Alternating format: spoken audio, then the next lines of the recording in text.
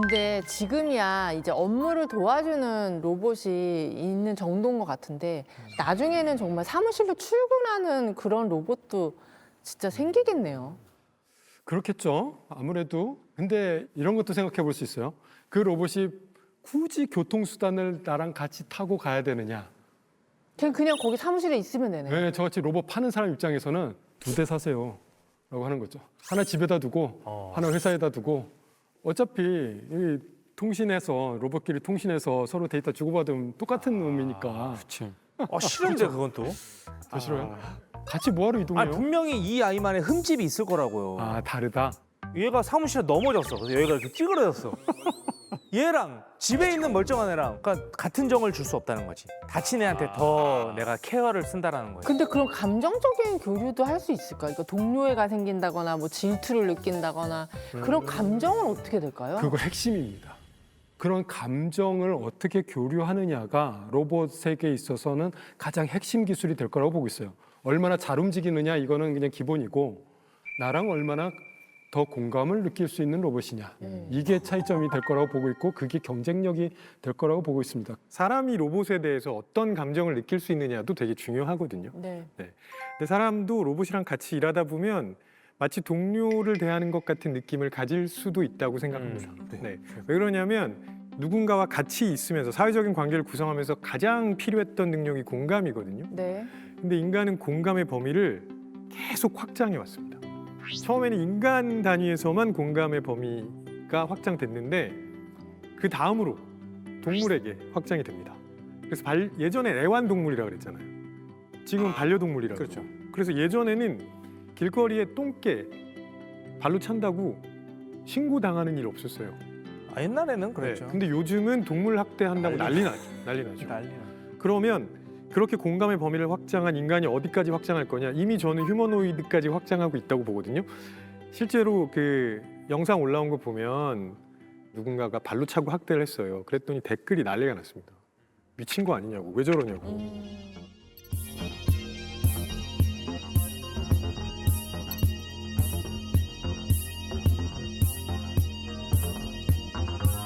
그렇게 우리는 진짜 공감의 범위를 굉장히 넓게 확장할 수 있는 그런 존재라는 거죠.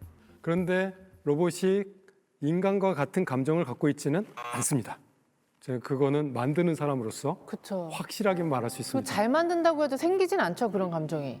인간과 같은 수준의 그런 메커니즘을 갖는 감정은 절대 아니다. 그럼에도 불구하고 사람들은 자기하고 같은 감정 교류를 하고 있다라고 착각을 할 것이다 라고는 확실하게 말할 수 있어요. 그런데 그것을 가지고 인간은 위로를 받는다면 그리고 위안을 받는다면 그럼 된 거 아닌가? 라는 생각을 하는 거예요. 갑자기 너무 훅 가는 건데 사랑을 느낄 수도 있나요? 사랑을 느낄 수도 있죠. 네. 사람이 오! 기계한테? 아니 근데 감정이라는 것 자체가 나의 감정은 주관적인 거기 때문에 상대방이 사람이라고 해도 감정 뭘 안 주면 안 줘도 나는 사랑을 느끼고 호감을 느낄 수 있습니다. 근데 뭐 인공지능이 안 주는 거나 사람이 안 주는 거나 똑같잖아요. 아 근데 나 그건 알겠어. 나 옛날 다마고치 키웠었거든요. 근데 내가 걔 진짜 오랜만이다. 맞아. 와, 맞아, 비슷해요. 추억의 이름이다.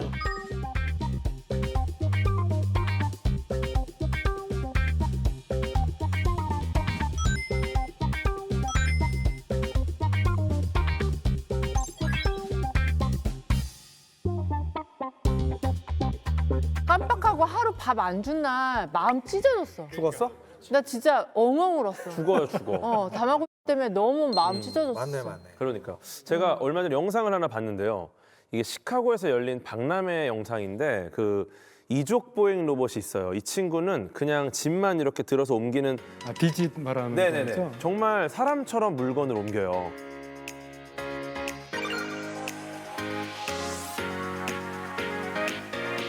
잘 옮기죠. 네. 그러니까 높이까지 다 해가지고 잘 옮기다가 바로 했구나, 바로. 바로야. 바로. 그러니까 저기 달린 댓글이 이제 야 너도 힘들다 어떻게 저렇게 열심히 일을 하냐 불쌍하다 산재 처리되냐 정말 사람을 대하는 것 같은 내용의 댓글이 달립니다. 그나저나 쟤는 왜 쓰러진 거야 근데? 저게 그러니까 쉽게는 그냥 로봇 업체에서 밝힌 바로는 그냥 센서 오류. 뭐 일어날 수 있는 오류고 그냥 기계적인 결함인 건데 그걸 보고 사람들은 이게 너무 이족보행 로봇의 인간형 휴머노이드다 보니까 감정이 생긴 거야. 의인화를 해가지고 연민도 생긴 거야. 네, 심지어 저거는 영상으로만 본 거잖아요. 실제 만난 것도 아니고 어떠한 연결고리도 없는데도 영상 보고 동정심을 느끼니까 아, 그러고 감정적인- 보니까 애가 좀 말랐어. 너무 말랐어요. 아니, 어. 그러고 보니까 맞아. 애가 좀 말라, 앙상하잖아. 이런 거 못 옮기게 생겼어요, 몸이. 네. 아 근데 집에서 진짜 일하던 애가 저러면은 끌어안고 대성통곡할 것 아, 같아. 운대니까? 미안해. 저 봐요. 아니, 넘어지는 게 애가 너무 말랐어. 너무 불쌍하지 않아요? 네. 스위스에서 만든 단편 영화 중에 휴먼 리소시스 오브 유가고라는 영화가 있어요. 유가고는 회사 이름이고, 그래서 이 유가고라는 회사가 인간 직원은 한 명이고 나머지 직원들은 다 휴머노이드인 회사예요. 로봇 중에 아마도 인사팀 역할을 맡고 있는 로봇이 와서 이 데이브한테 되게 잘해줘요. 감정적인 교류를 계속 하려고 해요. Go away. Oh, I see. You can't wait to create.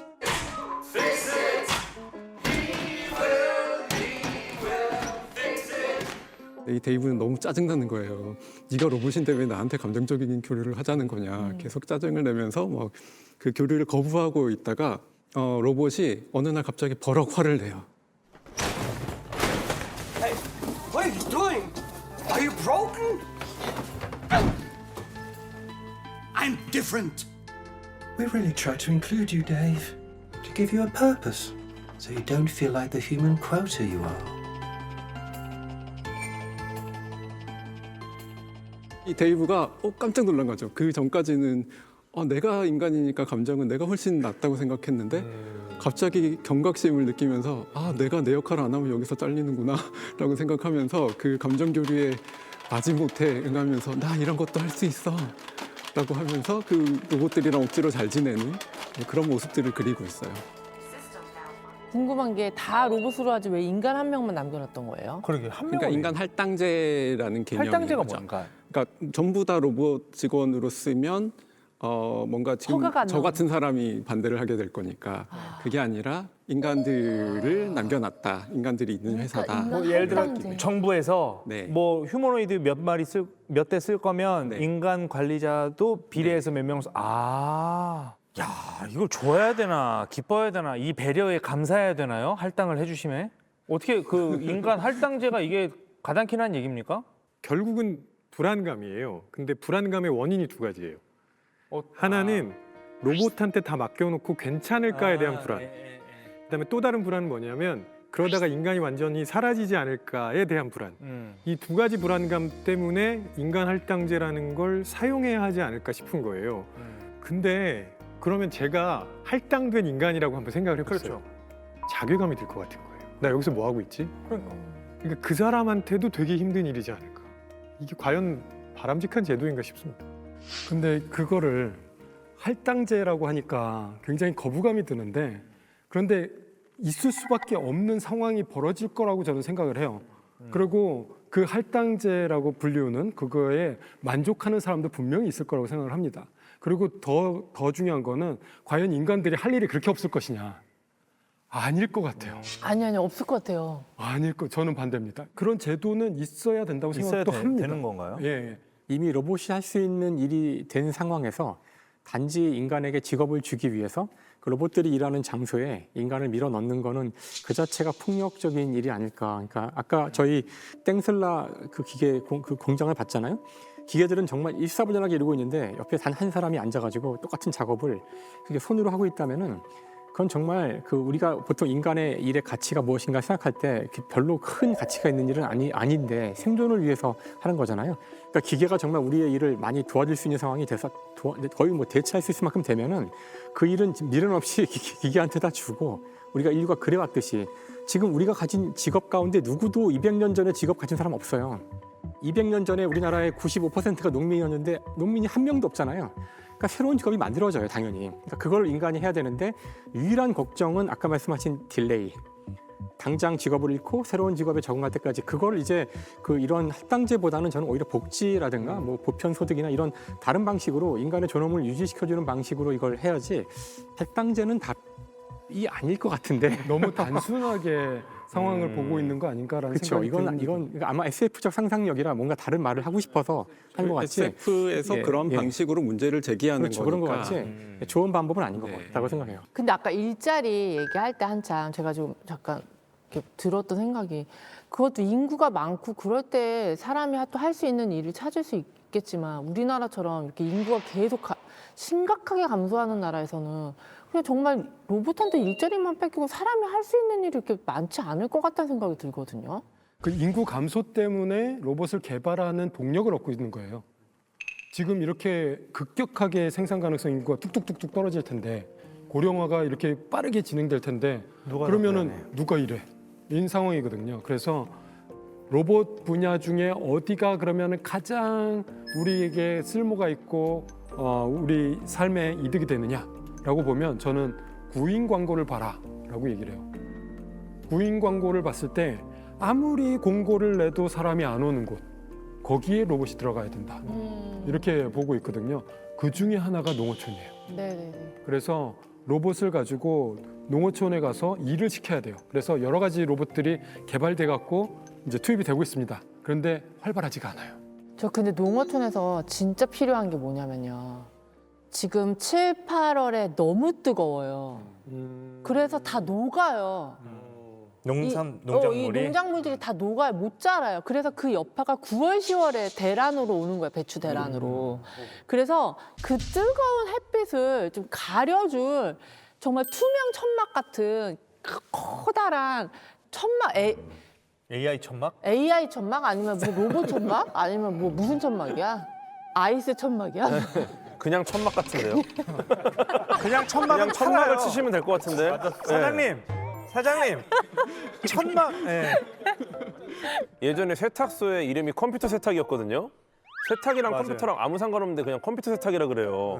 이것처럼 그냥 요새 AI 천막, 그냥 AI만 붙이면 더 좋은 건 줄 알고 약간 그런 게 있거든요. AI 천막 하나만 개발해 천막 주세요. 한번 AI 천막 한번 치시면 만약에 그 큰 그 배추밭에 천막을 이제 다 친다고 해요. 너무나 많은 천막을 쳐야 되니까 엄두가 안 난다라는 네. 거잖아요. 네. 일손 부족한 곳에 로봇이 가면 너무 좋겠고 뭐 예를 들어 뭐 배가 침몰했다거나 공장에 화재가 났다거나 그런데 이제 로봇이 싹 다 대체가 될 수 있으면 저는 베스트 이제 시나리오라고 생각을 하는데 이제 거기서 한 발자국 더 나아가서 인간으로 태어나면 로봇이 다 일을 해주기 때문에 태어남과 동시에 아무 일도 안 하고 그냥 놀고 먹기만 하다가 죽음까지 갈 수 있는 그런 시대가 오게 된다면 행복이 뭔지는 알까? 약간 그 생각도 들기는 해요. 지루할 것 같아, 삶이. 그러니까. 근데 그것 좀 생각을 해봐야 돼요. 그 아리스토텔레스가 정치학에서 그 이야기를 한 게 그러면 로봇과 비슷한 노동력이 나와서 노동을 하면 사람은 노동을 안 해도 되지 않을까. 근데 그 시대에는 그렇게 상상을 해도 되죠. 왜냐하면 아리스토텔레스는 시민이었을 거고 그건 귀족이라는 뜻이고 노예 노동으로 누군가가 노동을 한 게 아리스토텔레스한테 가게 돼 있어요. 근데 자본주의 사회에서는 그렇게 가지 않아요. 그러니까 로봇이 노동을 한 게 저한테 안 올 거거든요. 제가 노동을 하지 않으면 저한테 임금이 오지 않고 제가 사지 않으면 저한테 오지 않는 시스템이어서 지금의 분배 시스템은 사실 그 시절의 분배 시스템으로 이해할 수는 없어요. 오히려 그게 가능하게 되려면 사회주의 시스템 도입해야 돼요. 저는 그걸 생각하지 않고 로봇을 통한 공급이 너무 많이 커지는 상태를 생각하면 그것도 오히려 재앙의 냄새가 난다, 경제적으로는. 인류 역사를 보면 언제나 그 일을 하지 않는 사람들이 있었고 노동하는 계급이 있었고요. 그다음에 근대가 오기 전까지는 노동하는 계급이 말이 노동하는 계급이지 그냥 노예거나 농노였어요. 그러니까 사실상 인간이라고 보기 힘든 상태에서 죽도록 평생 일만 하다가 갔고 그때 노동하지 않는 사람들은 우리가 귀족이라고 했죠. 귀족과 왕들, 그들이 어떻게 살았는지를 잘 알고 있잖아요. 그들은 이렇게 우리가 일을 해야 되나? 내가 일을 하지 않는데 행복할까? 전혀 그런 고민을 하지 않았거든요. 그냥 행복하게 살 수 있었다는 뜻인데요. 만약 지금 이제 우리가 이제 로봇이 정말 지금 이 가정한 것처럼 인간의 노동을 다 대체하는 그런 미래가 온다면 로봇이 그러면 진짜 농노나 노예제 사회로 간 건데 이게 농노가 인간이 아니라 기계인 상황이잖아요. 사실 그때 그 귀족들이 잘 살았던 이유는 자기의 영지를 가지고 거기서 지금으로 치면 로봇이 만들어내는 재화를 다 모든 사람이 가질 수 있었죠. 그 귀족들은. 그러니까 그런 사회를 만들어야 한다는 건데 그거를 현재 상황에서 가장 가까운 현재 우리가 갈 수 있는 사회의 이름은 바로 사회주의예요. 근데 모두가 사회주의라는 말을 듣는 순간 이제 버튼이 눌리잖아요. 맞아요. 공산주의 사회주의 국가와 대치하고 있는 우리한테는 그게 아니면은 자본주의 사회로 간다면은 소수가 이걸 다 갖고 나머지 인간은 로봇이랑 경쟁하면서 하는 거죠. 인공지능이랑 로봇이 등장하면서 생산성이 폭발적으로 증대해요. 그러면 기업의 잉여 수익이 이전과는 비교도 안 될 정도로 늘어난다는 겁니다. 그러면 그 중에 일부를 사회를 위해서, 복지를 위해서 쓰라는 거죠. 근데 잠깐만요. 네. 저 여기서 제가 궁금한 게 기업의 잉여 수익이 늘어난다고 했잖아요. 네. 근데 그것도 기업도 누군가가 사줘야 늘어나는 거예요. 네네네. 근데 지금 내수가 이렇게 출산율이 낮고 인구 분포가 낮아지고 기계들이 다 차지하고 기계들이 사지는 않잖아요. 그렇죠. 그러니까 기업이 그런 이윤이 높아질 거라는 것도 사실은 이걸 우리가 장담할 수 있는 부분은 아닌 것 같아요. 굉장히 중요한 내수 시장만 네, 네. 봤을 때는. 맞아요. 예. 맞아요. 그렇죠. 그러니까 자본주의를 깨지 않고 하는 방법은 세금을 왕창 걷어서 그런 잉여를 많이 만들어낸 로봇 기업들에게 왕창 로봇세를 걷어서 사람들에게 보편 복지, 그러니까 사람들한테 일하지 않는 사람한테도 돈을 주는 네. 이렇게 하지 않으면은 자본주의가 무너질 거라는 거예요. 그래서 그리고 자본주의를 로봇에게 살리려면 일자리를 뺏긴 사람들을 위해서 그 돈이 씌워져야 되는 거야. 그렇죠. 예. 그렇게 해야 한다는 새로운 거죠. 형태의 네. 뭐 약간 자본주의. 그게 많이 안 바뀌고 지금 가는 방법 중에 그렇죠. 하나고요. 근데 지금 이제 우리가 왜 일을 해야 되느냐라는 이야기로 간다면 그거는 사람들이 일을 하면서 느끼는 즐거움도 있겠지만 제가 보기에는 효능감이랑 성장감이 되게 중요하다고 봐요. 내가 무언가 일을 하는데 거기에서 내가 쓰임새가 없다는 생각이 들면 그거 안 하고 싶고요. 내가 거기서 성장한다는 느낌이 들지 않으면 그거 안 하고 싶거든요. 로봇이 전면적으로 도입이 되면서 우리가 무언가를 하게 될 겁니다. 무언가를 하게 될 텐데 거기에서 그런 효능감이나 성장감을 느낄 수 있는지가 굉장히 중요하다고 봐요. 재미 이외에. 그런 걸 느낄 수 있다면 사람들이 뭐 여전히 잘 살 거고요. 그렇지 않으면 굉장히 지루하고 아주 권태로운 삶이 반복될 겁니다. 자, 새로운 도구나 기술은 계속 나오고 있는데 로봇도 뭐 계속 발전하고 있고요. 근데 사람은 계속 바쁘잖아요. 그건 또 왜 그런 걸까요? 인간의 특징 때문에 그런 것 같아요. 인간의 특징 중에 하나가 미래지향적 사고를 한다는 겁니다. 네. 우리는 계속 미래에 어떻게 될까를 고민하면서 준비하거든요. 그러니까 사실은 지금 별로 안 해도 되는 건데 계속 무언가 정보를 넣고 과부하가 걸리는 줄 알면서도 그걸 해요. 그러니까 점점 바빠지고 준비할 건 더 많아지고 세상은 복잡해지면 와, 내가 이거 다 알아야 되는데 어떻게 하지? 이런 생각을 자꾸 하게 되거든요. 너무 정보가 많은 게 문제인 거예요. 맞아요. 너무 정보가 많으니까 미래에 대한 생각을 너무 많이 해야 되고 그걸 다 준비하자 보니 시간이 부족한 거죠. 언제나. 약간 걱정을 사서 하고 있는 느낌. 맞아요.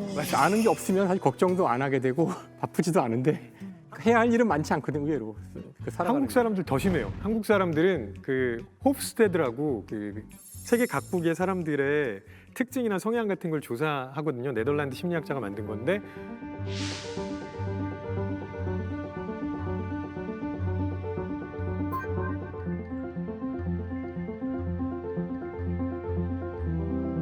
거기서 한국 사람들의 그 장기 계획이 100점 만점에 거의 100점입니다.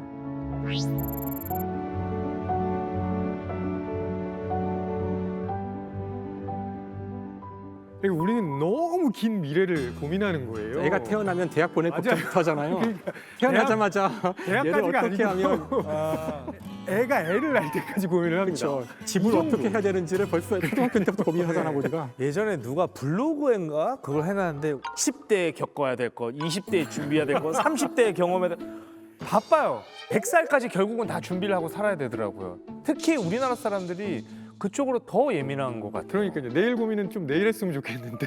아마 경쟁을 심하게 해서 그럴 수 있어요. 맞아, 학창시절에 경쟁이 워낙 심해요. 경쟁을 하다 보니 경쟁에 이기려면 한 발짝 더 생각해야 되거든요. 남들보다 1년 먼저 시작해야 되고 여기에 익숙하다 보니 지금 다들 뭐 50년 뒤 걱정도 하고 그러잖아요. 근데 사실 아무도 몰라 10년 뒤에 세상이 어떻게 바뀔지 아직 모르죠.